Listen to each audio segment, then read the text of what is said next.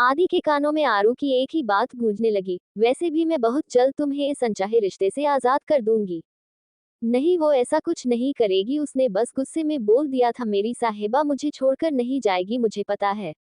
आदि ने खुद से ही कहा, फिर ऊपर की तरफ देखते हुए बोला, प्लीज भगवान जी, प्लीज उसे ठीक कर दो, प्लीज। आपको भी पता है मैं उसके बिना नहीं जी पाऊंगा, तो आपने ऐसा क्यों किया? आप चाहे तो मेरी जिंदगी ले लो, पर प्लीज मेरी साहिबा को ठीक कर दो, प्लीज उसे ठीक कर दो। आदि की आंखों से आंसू बह रहे थे, तभी पीछे से उसके कंधे पर किसी ने हाथ रखा। उसने पलटकर देखा तो एक बुजुर्ग दादाजी और उनके साथ ही एक बुजुर्ग दादी खड़ी थी। बेटा तुम चिंता मत करो, वो जल्द ही ठीक हो जाएगी, उन दादाजी ने कहा। तो आदि ने कुछ नहीं कहा, तभी वो दादी आगे बढ़ के आई और बोली, वो क्या पत्नी है तुम्हारी? आदि ने हाँ में अपना सर हिला दिया। तो दादी मुस्कुराकर बोली, वो बहुत खुशनसीब है जो उसे इतना प्यार करने वाला पति मिला है। तुम देखना, तुम्हारा प्यार उसे खींचकर तुम्हारे पास वापस लाएगा, वो जल्दी ठीक हो जाएगी। तुम बस भगवान पे भरोसा रखो और इस समय तुम्हें उसके पास होना चाहिए, यहाँ पर खड़े होने से कुछ नहीं होगा। जाओ उसके पास। इतना बोलकर उन दादी ने आदि के सर पर हाथ फेरा, फिर वहां से उन दादाजी का हाथ थामे चली गई।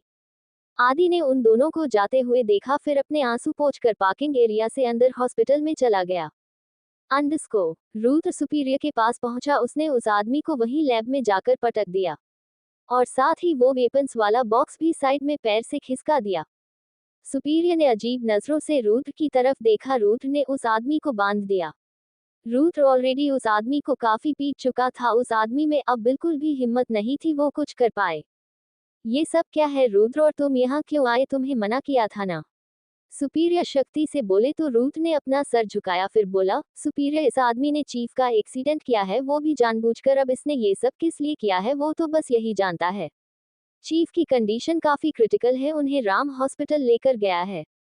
आरू का एक्सीडेंट। यश जी खुद से बड़बड़ाए और धम्म से वही कुर्सी पर बैठ गए, पर फिर उन्होंने एक बात पे गौर किया। वो एकदम से बोले, आज तुम लोग किसी मिशन पर गए थे?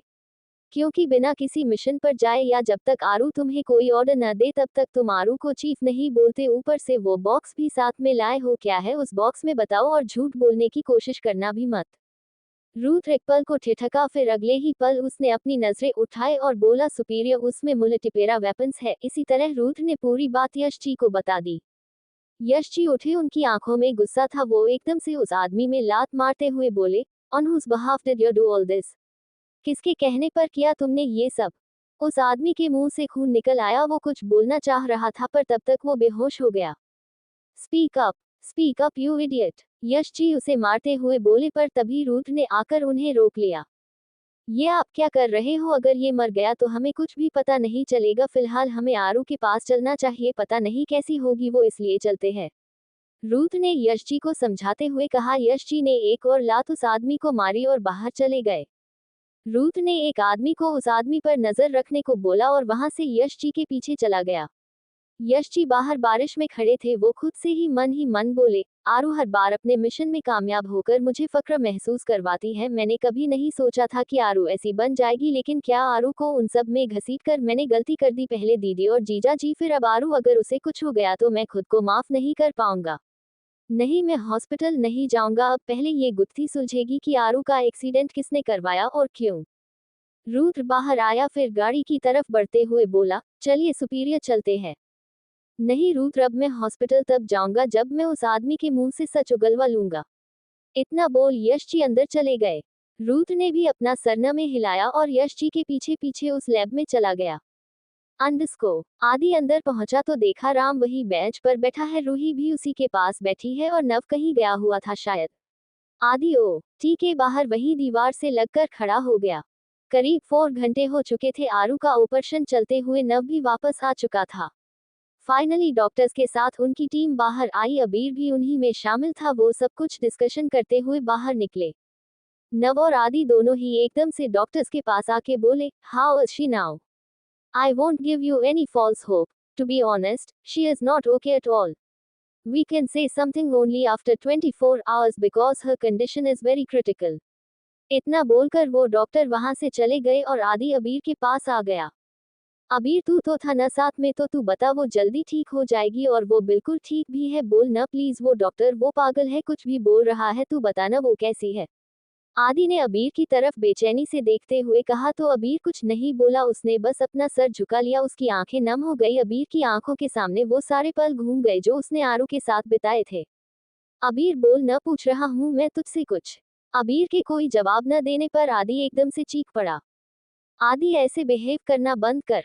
नव आगे आते हुए बोला तो आदि ने उसकी तरफ देखा। तभी अबीर खुद को संभालते हुए बोला, आरू की कंडीशन हद से ज्यादा क्रिटिकल है आदि, अगर उसे अगले 24 घंटों में होश नहीं आया तो वो कोमा में भी जा सकती है। ये क्या बोल रहा है तू अबीर? पीछे से एक आवाज आई जो कि राकेश जी की थी। सबने पीछे की तरफ मुड़कर देखा तो चौहान और राठौर परिवार दोनों साथ में खड़े थे। आदि एकदम से भागकर गया और पुष्पा जी के गले लग गया और भर्राए गले से बोला, नानी माँ देखो न अबीर क्या बोल रहा है, आप न इसकी डांट लगाओ, तब ये मजाक करना बंद करेगा, प्लीज नानी माँ आप डांट लगाओ इसकी। आदि पुष्पा जी से ये सब बोल रहा था और वो उसका सर सहला रही थी। तभी महेश जी ने उसके कंधे पर हाथ रखा तो आदि पुष्पा जी से अलग होकर उनकी तरफ देखने लगा। आदि को ऐसे देखकर वहां सबकी आंखें भर आई। अपने आप को संभालो बेटा, ऐसे हिम्मत हारोगे तो कैसे काम चलेगा? महेश जी ने कहा तो आदि बोला, नानू मैं क्या करूं, मुझे कुछ समझ नहीं आ रहा, अबीर ऐसे कैसे बोल सकता है। राकेश जी, रविंद्र जी और देवेंद्र जी तीनों ही अबीर के पास पहुंचे।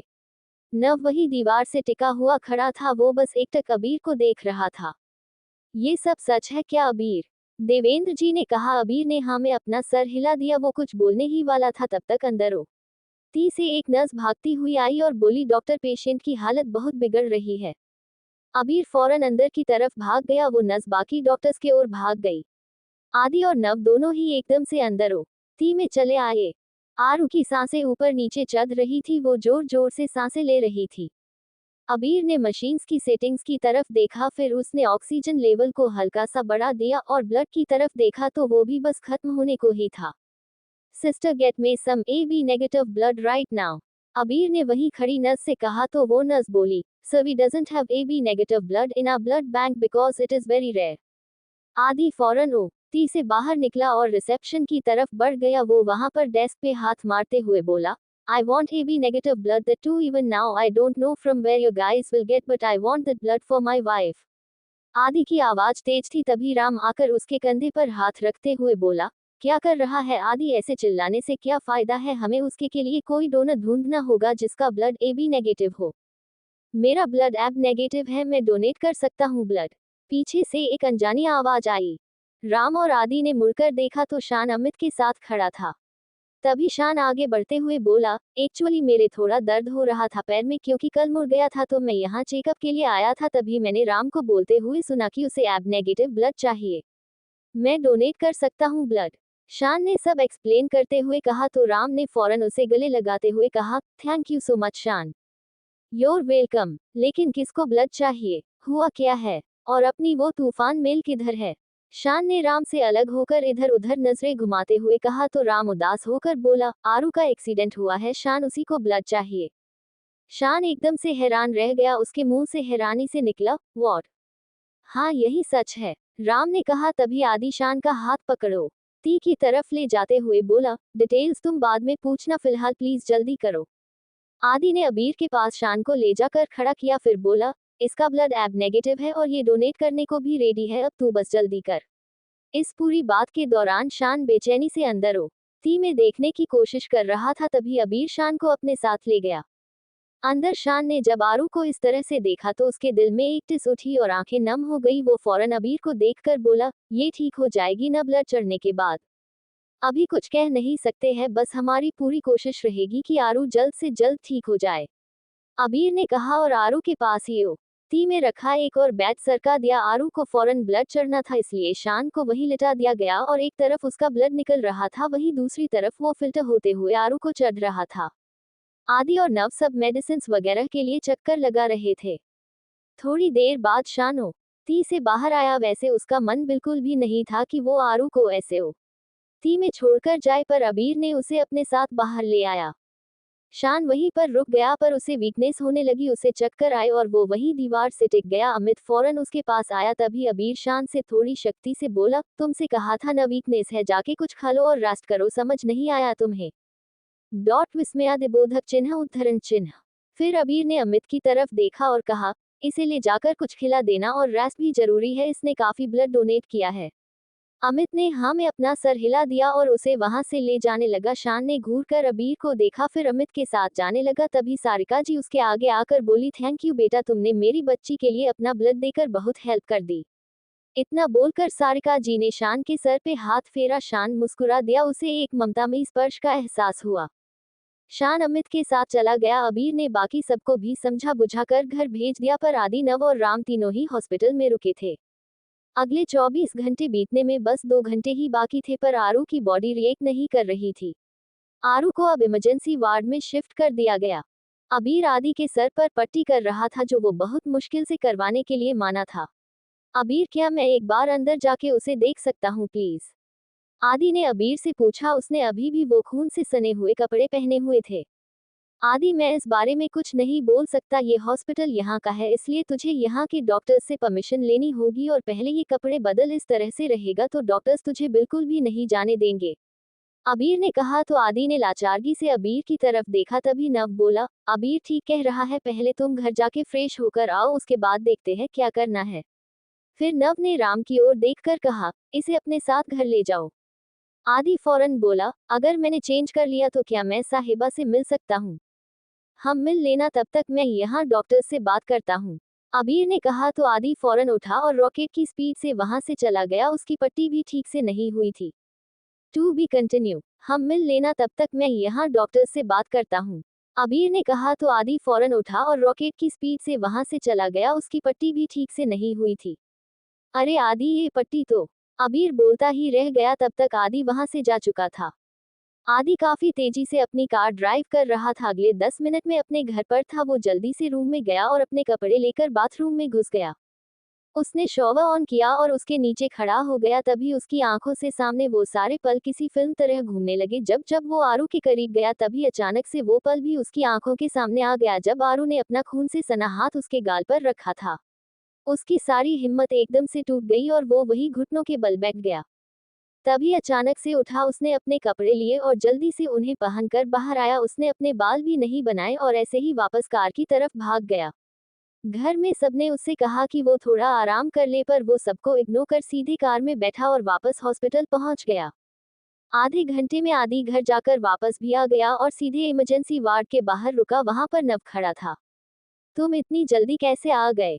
नव ने हैरानी से कहा। तो आदि उसके सवाल को इग्नोर कर बोला, डॉक्टर से बात हो गई अबीर की, वो अभी उनके पास ही गया है, बात करके आता ही होगा, नव ने कहा। तभी अबीर वहां पर आया। उसने आदि को देखा, जिसके बाल बेतरतीब से फैले हुए थे। उसने अपना ध्यान आदि से हटाया, फिर नव की तरफ देखते हुए बोला, तुम दोनों ही आरू को देख सकते हो, पर एक एक करके। ओके नव, तुम पहले देख आओ उसे, आदि ने कहा। तो नव ने आदि को थैंक यू कहा और अंदर इमरजेंसी वार्ड में चला गया। तू तब से उससे मिलना चाहता था, तो तू पहले क्यों नहीं गया? अबीर ने आदि से कहा। तो आदि एक हल्की सी मुस्कान के साथ बोला, अबीर, नव हमेशा से आरू की प्रायोरिटी है और मैं भी यही चाहता हूँ कि नव और आरू हमेशा ऐसे ही रहे। दोनों ने ही एक दूसरे को उस वक्त में संभाला है जब वो अपने परिवार में किसी को कुछ नहीं बता सकते थे।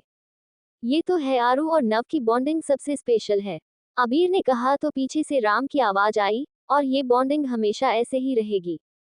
ओ, तू गया कहाँ पर था? पिछले आधे घंटे से गायब है, अबीर ने कहा। तो राम बोला, ये सारी गलती आदि की है। नव ने मुझे भी साथ ले जाने को बोला, लेकिन ये तो बिना कुछ सुने ही यहाँ से चला गया। इसके जाने के करीबन 10 मिनट बाद मुझे टैक्सी मिली, फिर मैं वहाँ घर पर जा ही रहा था, तभी रास्ते में इसकी कार वापस आते हुए दिखी, तो मैंने यू टर्न लिया और आ गया वापस। वैसे आरू की कंडीशन कैसी है अब?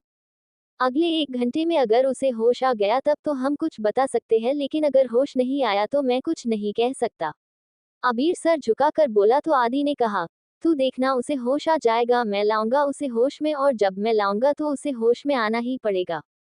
आदि की बात सुनकर राम और अबीर बेहद हल्का सा मुस्कुरा दिए। अंदर इमरजेंसी वार्ड में नव आरू के पास बैठा था। वो बस एकटक उसे ही देख रहा था। तभी उसके कानों में एक बच्ची की खिलखिलाहट गूंजी, दादा, दादा पकड़ो मुझे, दादा मुझे पकड़ो, ये कहकर हंसते हुए वो बच्ची भागे जा रही थी। नव के होठों पर एक मुस्कुराहट आ गई। तभी अचानक से धुआं आया और वो बच्ची एकदम से चीखी, दादा बचाओ। नव उस धुएं की तरफ भागा, पर वो बच्ची गायब हो गई। आरू, नव एकदम से हड़बड़ाकर थोड़ी तेज आवाज में बोला। वो पूरी तरह पसीने से तर था। उसने आरू को जब अपने सामने देखा तो एक चैन की सांस ली, पर अनायास ही उसकी आंखों में आंसू आ गए। उसने आरू के गाल को हल्के से छुआ और बोला, जल्दी ठीक हो जा आरू, तेरे दादा को तेरी जरूरत है, तेरा दादा अंदर ही अंदर टूट रहा है, तू जानती है न तू मेरे लिए क्या है, तो क्यों अपने दादा को परेशान कर रही है? आखिर क्यों आरू? नव की आंख से एक बूंद आंसू आरू के हाथ पर आ गिरा। आरू की उंगलियों में हलचल होने लगी।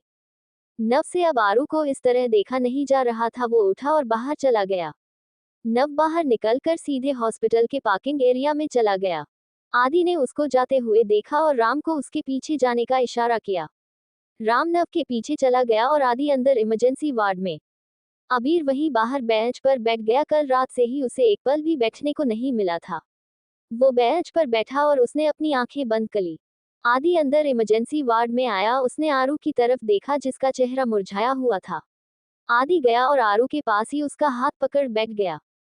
साहिबा, माना कि मुझसे गलती हुई है, पर उसकी सजा तुम सबको क्यों दे रही हो? सब तुम्हारे लिए परेशान है। दोनों परिवार भी भागे भागे चले आए। नव की हालत भी बहुत खराब है। तुम्हें मजा आ रहा है हम सबको ऐसे तंग करने में, इसलिए तुम ऐसे कर रही हो ना? आदि बोलते हुए आरू की तरफ देखते जा रहा था। उसने आरू का हाथ अपने माथे से लगा लिया और अपना बोलना जारी रखा। तुम्हें पता है वो डॉक्टर बोल रहा था कि तुम कोमा में जा सकती हो। अब उसे क्या पता मेरी साहिबा फाइटर है, ऐसे ही थोड़ी शांत पड़ सकती है। तुम प्लीज होश में आ जाओ ना साहिबा, प्लीज। तुम्हें नहीं पता, नव बोल रहा था कि वो हर फैसले में तुम्हारा साथ देगा, तो उठो ना और बताओ उसे कि तुम मेरे साथ रहोगी, हमेशा मेरे साथ रहोगी मेरी साहिबा बनके। प्लीज उठ जाओ यार, मैं मर जाऊंगा तुम्हारे बिना। आदि ने आरू का एक हाथ अपने माथे से लगा रखा था। उसकी आंखें नम थी और आरू के दूसरे हाथ में ड्रिप लगी हुई थी। उसमें हल्की सी हलचल भी हो रही थी। आदि ने आरू का हाथ छोड़ा और हल्का सा उसकी तरफ झुक गया। उसने बिल्कुल धीमे से आरू के गाल को अपने होठों से छुआ और उसकी आंखों से कुछ आंसू आरू के चेहरे पर जा गिरे। आरू की उंगलियों की हलचल और दिल की धड़कन एकदम से बढ़ गई और मशीन्स बीप करने लगी। आदि ने आरू की तरफ नजर उठाई तो देखा आरू की पलकें फड़फड़ाने लगी है। आदि एकदम से खुशी से भर उठा। उसने आरू का हाथ छोड़ा और बाहर की तरफ भाग, जहां अबीर बेंच पर आंखें बंद किए बैठा था और उसकी आंखें भी नम थी। अबीर, उसे होश आ रहा है, तू जल्दी आके देख। आदि थोड़ी तेज आवाज में बोला। अबीर ने जैसे ही इतनी बात सुनी उसने फौरन आंखें खोल दी और उसके चेहरे पर चमक आ गई। अबीर फौरन अंदर वार्ड में आ गया जहां आरू की पलकें अभी भी फड़फड़ा रही थी। वो अपनी आंखों को खोलने की नाकामयाब कोशिश कर रही थी। अबीर ने वहीं पास में रखा एक इंजेक्शन आरू की ड्रिप में इंजेक्ट कर दिया। इसी के साथ वो मशीन्स की बीप वाली आवाज आना बंद हो गई, क्योंकि अब आरू की धड़कनें नॉर्मल हो गई। अबीर ने फौरन आदि को गले लगा लिया और बोला, अगले 15 से 20 मिनट में आरू को होश आया जाएगा। वो अब खतरे से बाहर है। आदि की आंखें जो अब तक नम थी, अब उनमें खुशी के आंसू आ गए। वो फौरन अबीर से अलग हुआ और बोला, तू यही रुक, मैं अभी नव, राम और घर पे सबको बताता हूँ। आदि वार्ड से बाहर आया। उसने अपना फोन देखा तो उसका फोन उसके पास था ही नहीं। आदि ने अपना सर झटका और पार्किंग की तरफ अपने कदम बढ़ा दिए। आदि भागकर पार्किंग में गया जहां नव और राम थे और थोड़ी दूर से ही तेज आवाज में बोला, नव, उसे होश आ गया। नव एकदम से पलटा। खुशी और हैरानी के मिले झूले भाव उसके चेहरे पर आ गए। वो फौरन आदि की तरफ भागा और उसके गले लगकर बोला, तू सच कह रहा है ना आदि? हाँ नव, अगले 20 मिनट में वो पूरी तरह से होश में आ जाएगी और अब वो खतरे से बाहर भी है। आदि नव के गले लगे हुए बोला, मैं बहुत खुश हूँ आदि। नव आदि से अलग होकर बोला। फिर वो भागता हुआ अंदर इमरजेंसी वार्ड की तरफ चला गया। आदि भी अंदर की ओर जाते हुए राम से बोला, राम, घर पे सबको फोन करके बता दे। राम भी बेहद खुश हुआ। उसने फौरन अंदर की ओर बढ़ते हुए रूही को कॉल लगा दिया और बता दिया कि आरू को होश आ रहा है। रूही ने जैसे ही घर में सबको बताया, पूरे घर में एकदम से खुशी की लहर दौड़ गई। सब फौरन हॉस्पिटल के लिए निकल गए। नव इमरजेंसी वार्ड में आ गया, जहां आरू की उंगलियों में हलचल हो रही थी। आरू की पलकें धीमे से फड़फड़ाए और इस बार उसकी आंखें खुल गई। आंखें खुलते ही उसे सबसे पहले नव का चेहरा नजर आया। वो हल्के से मुस्कुरा दी। To be continue.